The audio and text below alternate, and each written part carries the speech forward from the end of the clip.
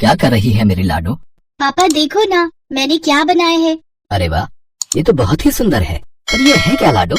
पापा ये मैंने एक नया डिजाइन तैयार किया है। इसे चाहे साड़ी पर बनाओ चाहे चादर पर। भाई वाह, तू तो वो बन गई। अब क्या कहते हैं? अरे वो हाँ, फैशन डिजाइनर बन गई मेरी बेटिया तो। पापा डिजायर नहीं, फैशन डिजाइनर।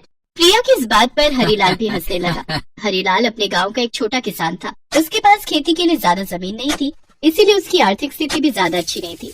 प्रिया हरीलाल और कमला की इकलौती बेटी थी। फिर एक दिन, ओहो, सारा दिन बस इसी में लगी रहती है। तुझे कोई और काम है कि नहीं? बस माँ, होने ही वाला है, थोड़ी देर और। ये तो तू पिछले 1 घंटे से बोल रही है। चल खाना लगा दिया, चल कर खा ले। अच्छा चलो, पर पापा कहाँ है? वो शहर गए हैं खाद और फसलों के लिए दवाई लेने। रात में हरीलाल शहर से लौटा तो उसने देखा कि प्रिया उसका इंतजार कर रही थी। अरे सोई नहीं लाडो? अच्छा, जब भी आप शहर जाते हो तो क्या मैं सोती हूँ आपसे बिना मिले? अब बताइए क्या लाए हैं मेरे लिए? मुझे लगा कि तू मेरी चिंता में नहीं सोती है। नहीं, आपकी चिंता तो है ही, मगर मैं तो ये पूछ रही थी कि आप मेरे लिए कुछ लाए हो क्या? हाँ, सबके लिए लाया हूँ। ये देखो, तुम्हारी माँ के लिए ये साड़ी, और तुम्हारे लिए तो बड़ी खास चीज लाया हूँ मैं। अच्छा, तो जल्दी से दिखाओ ना पापा, क्या लाए हो आप? हाँ, लो, ये लो। इतना कहकर हरीलाल ने अपने थैले से निकालकर एक बड़ी सी ड्राइंग कॉपी और रंगों से भरा एक डिब्बा प्रिया के हाथ पर रख दिया, जिन्हें देखकर प्रिया खुशी से उछल पड़ी और हरीलाल के गले लग गई। आप कितने अच्छे हो पापा, सच्ची में। मुझे पता है कि मेरी लाडो को यही चाहिए था। प्रिया को बचपन से ही चित्रकारी का बड़ा शौक था। जब वो थोड़ी बड़ी हुई तो अपनी माँ से मेहंदी लगाना सीखने लगी। ऐसे ही वक्त गुजरता गया और प्रिया अब 10वीं क्लास में आ गई थी।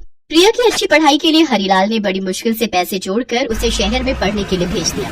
प्रिया वहाँ एक हॉस्टल में रहकर पढ़ाई करने लगी और जब भी प्रिया को छुट्टी मिलती तो वो अपने माता पिता से मिलने गाँव चली आती।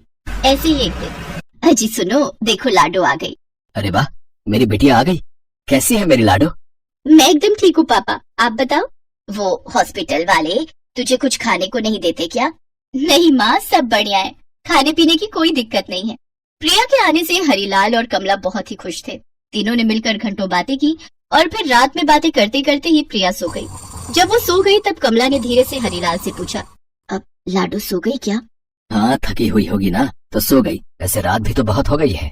अच्छा सुनो, मैं कह रही थी कि परसों लाडो को वापस जाना है, तो शायद वो कल आपसे फीस मांगेगी।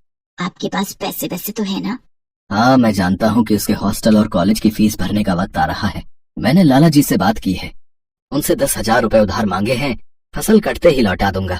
ठीक है, पर ध्यान रहे ये बात लाडो को पता नहीं चलनी चाहिए, वरना खामखा परेशान हो जाएगी। ठीक है, चलो आप सो जाओ।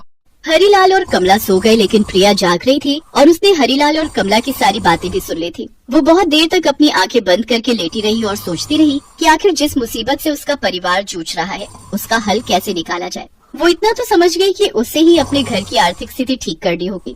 फिर सुबह होते ही जब हरीलाल तैयार होकर लाला से मिलने निकला तो प्रिया भी चुपचाप उसके पीछे पीछे चलती। हरीलाल लाला की कोठी पर पहुंचा तो लाला अपने घर के बाहर चारपाई पर लेटा आराम कर रहा था। हरीलाल जाकर लाला के सामने हाथ जोड़कर खड़ा हो गया तो वहीं प्रिया पास के एक पेड़ के पीछे छुपकर सब कुछ देखने लगी। और फिर राम राम लाला जी। हरिया, कैसा है तू? लाला जी, बस आशीर्वाद है आपका। वो कल मैंने आपसे बात की थी ना, कुछ पैसे चाहिए थे। हाँ, मुझे याद है। अरे यार हरिया, मुझे एक बात बता जरा, जब औकात नहीं है तेरी तो काहे बिटिया को इतनी दूर पढ़ने भेज दिया रे? जब देखो अपनी बिटिया के खातिर हाथ फैलाए खड़ा हो जाता है। मालिक आपका ही सहारा है, अब पढ़ने भेज ही दिया है तो मुझे पूरी उम्मीद है कि एक दिन मेरी लाडो खूब नाम कमाएगी। गरीब की बेटी अगर पढ़ भी जाए तो नौकरी कौन देगा? और चल अगर मान लिया कि किस्मत से नौकरी लग भी गई तो वो तो जीवन भर अपने ससुराल के लिए कमाएगी ना, और यहाँ तू उसके लिए जान दिया जा रहा है। सच में मेरा उल्लू है रे तू। लाला की बातें सुनकर पेड़ के पीछे छिपी प्रिया गुस्से से भर गई। उसे नहीं पता था कि उसके पापा इतनी बेइज्जती सहकर उसकी पढ़ाई के लिए पैसा जुटा रहे हैं। इस घटना ने प्रिया के दिलो दिमाग पर गहरा असर छोड़ा और उसने ठान लिया कि वो खूब मेहनत करेगी और कुछ बनकर ही दिखाएगी। उस दिन तो वो चुपचाप लाला के दिए पैसे अपने पिता से लेकर शहर चली गई, लेकिन फिर वो दिल लगाकर पढ़ाई करने लगी। कुछ वक्त बाद पढ़ाई के साथ साथ उसने शहर में एक बुटीक में पार्ट टाइम काम करना शुरू कर दिया, जहां वो डिजाइनर लहंगे बनाना सीखने लगी। गुजरते वक्त के साथ इस काम में उसका हाथ और साफ होता गया। फिर एक दिन उसे बुटीक में ही पता चला कि एक नामी फैशन कंपनी अपना फैशन शो ऑर्गेनाइज कर रही है। प्रिया ने उसी पल ठान लिया कि वो इस फैशन शो में बतौर डिजाइनर जरूर हिस्सा लेगी। लेकिन ये किसी चुनौती से कम नहीं था, क्योंकि उस फैशन शो की थीम रखी गई थी ड्रेसेस इंस्पायर्ड बाय नेचर। मुझे कुछ अलग करना ही होगा, कुछ ऐसा जो आज तक किसी ने ना किया हो, और वो दिखने में भी बहुत सुंदर लगना चाहिए। प्रिया डिजाइन के बारे में सोच ही रही थी कि तभी गांव से उसकी माँ का फोन आ गया। हाँ लाडो, कैसी है तू? मैं ठीक हूँ माँ, आप क्या कर रही हैं? अरे वो मैं और तेरे बाबा मंडी में आए हुए हैं। इस बार पत्ता गोभी की बड़ी अच्छी फसल हुई है। तू ना पैसे वैसों की बिल्कुल चिंता मत करना, ठीक है? ठीक है। अब माँ वैसे मैं अभी कुछ काम कर रही हूँ, तो बाद में बात करूँ क्या? तभी प्रिया के मन में कुछ ख्याल आया। वो फोन को फिर से अपने कान पर लगाते हुए बोली, 1 मिनट माँ, क्या कहा आपने? पत्ता गोभी? अरे हाँ, क्या बात है माँ, आपने तो बड़ा कमाल का आइडिया दे दिया मुझे। है, ऐसा भी क्या किया मैंने? अब आप जाने दो माँ, मैं आपसे कल बात करूंगी। फोन काटने के बाद प्रिया तुरंत बाजार गई और वहाँ से बड़ी बड़ी पत्ता गोभी छाट कर खरीद कर ले आई। फिर 2 दिन बाद फैशन शो में। और अब आ रही है प्रिया, जो न सिर्फ एक मॉडल है बल्कि अपनी ड्रेस की डिजाइनर भी वो खुद है। सो प्लीज वेलकम प्रिया।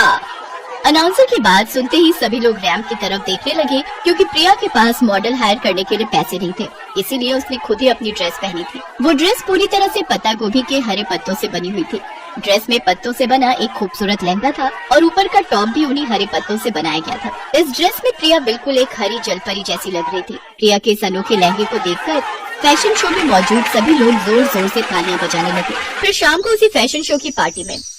हाय प्रिया। हाय, मैंने आपको मैं एक प्रोफेशनल कॉस्ट्यूम डिजाइनर हूँ। मैं आज तुम्हारी ड्रेस से बहुत इम्प्रेस हुआ। एक नई फिल्म आ रही है फरहान खान की। फिल्म एंशिएंट टाइम पर बेस्ड है, तो मैं चाहता हूँ कि उस फिल्म में रानी यानी कि हीरोइन का लहंगा तुम डिजाइन करो। तुम कर पाओगी ना? ओह जी सर, मैं बिल्कुल करूँगी। Oh that's really great. ठीक है, तो फिर ये लो एडवांस। ओके, मेरी टीम तुमसे कांटेक्ट कर लेगी। चलो ठीक है, आगे मुलाकात होगी मुंबई में। Okay bye.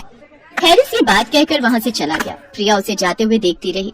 उसके हाथों में 2 लाख रुपए का चेक था और आंखों में चमक, क्योंकि अब वो सब कुछ प्रिया के हाथ में था जो वो अपने गरीब माता पिता के लिए करना चाहती।